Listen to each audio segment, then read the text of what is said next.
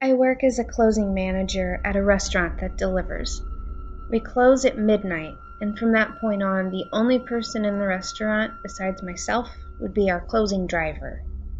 Closing drivers help clean up after we're closed and usually leave around the same time as I do. Sometimes earlier if all that's left is paperwork. That's my responsibility as a manager. One recent night, I was off work at a fairly decent hour and had planned to go grocery shopping afterward. Most 24/7 grocery stores in the area aren't packed that late at night, so it really was the best time to do it. The nearest grocery store was the next town over, maybe a 15-minute drive. Once I got off the street where I worked and turned right, it was a straight shot to the grocery store. In fact, the road I took turned into another road, as the grocery store I was heading toward was in the next town over. There wasn't a single car on the road save for my own, but just as I entered the next town, I saw headlights rapidly approaching me from behind. I thought nothing of this at first, since a lot of people here are reckless or inexperienced drivers. But the thing is, once the driver was right behind me, he was tailgating me for several blocks. At first I thought a police officer was trying to pull me over, because one time I was pulled over for going 10 over the limit, and the police vehicle was shining only their driver's side light at me, just like this car. I thought that was just some asshole with broken brights at first, until I saw the top lights go off, so naturally I was expecting to be pulled over again this time around. After all, there isn't much else for police officers to do in town this late at night. But this person's top lights never came on, promising me that it wasn't a police officer. Mind you, this was in the middle of the night, and no other cars were on the road. They could have easily gotten into the left lane and passed me without a problem. As we approached a gas station, I had this awful feeling and my stomach was in knots. I made a last-second decision, and I mean very last second. I didn't know I was going to do this until it happened. I flipped on my right turn signal and got in the turn lane just before the gas station. The second I did this, the driver behind me did so as well. I questioned for a brief moment if it was someone I knew. My closing driver, perhaps? Maybe I had dropped something in the parking lot? No, they were gone long before me, and besides, that wasn't even the right type of car. My driver drove a white car, and this car was darker. Couldn't quite tell, but definitely either red or brown. I immediately turned left into the parking lot and pulled into a spot on the far side of the pumps, facing the way I was already headed, toward the grocery store. I stopped for a moment and watched as the car behind me passed my turn, but made the next left into a different entrance into the parking lot.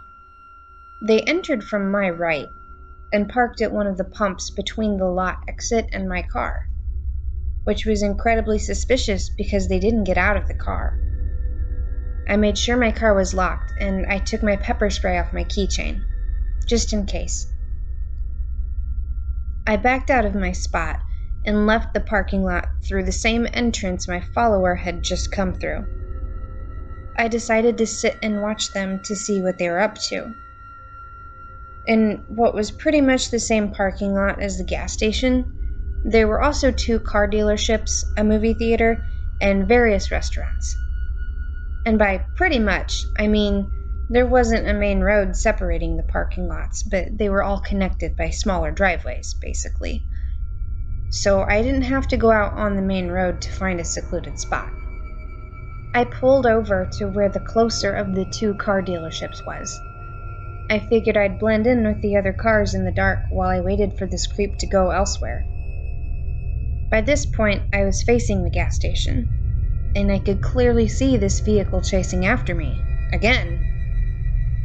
I could clearly see the driver from where I was sitting, and he just happened to pull up under a large light in the parking lot. He was a slightly overweight male with reddish-brown hair and a thick, unkempt beard and a bright red baseball cap. He looked like a typical frat boy who was up to no good. There was no mistaking it. I had been driving basically in circles for the past several minutes, and there's no reason anybody else would do the same thing unless they were following me. That proved it. I immediately called my family to let them know what was going on. If I ended up getting abducted, I wanted someone to know exactly where I was when it happened and what time. Nobody was going to kidnap me and get away with it. But I played my cards very carefully, and I made sure I wasn't going to be abducted at all.